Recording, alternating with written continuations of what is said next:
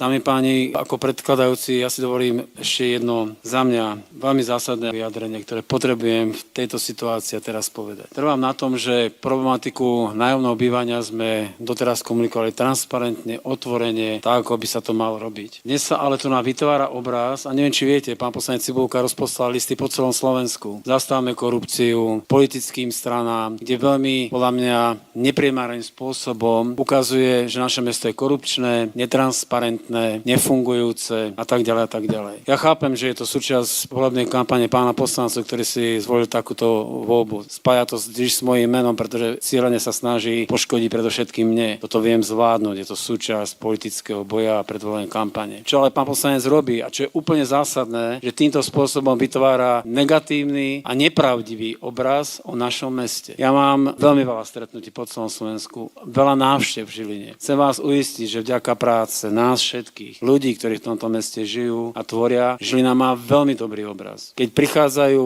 niektoré, a nemusia to byť podnikateľské, skôr neziskové organizácie, kultúrne inštitúcie, športovci, tak častokrát prichádzajú do Žiliny, pretože Žilina má meno, že je tu priaznivé, tvorivé, počúvajúce prostredie, kompetentní ľudia, ktorí sú pripravení veci robiť. Pán poslanec Cibulka toto verejne po celom Slovensku hádže pod slovo a dneska ubližuje otvorene, permanentne tomuto mestu. S týmto budem bojovať, pretože to nie je o Petrovi Fiabáne, to nie je o Cibulkovi, to je o tomto meste. A toto mesto má dobré meno, dobrý ranking a nedajme si ho niekým, kto chce proste takýmto spôsobom fungovať, zničiť.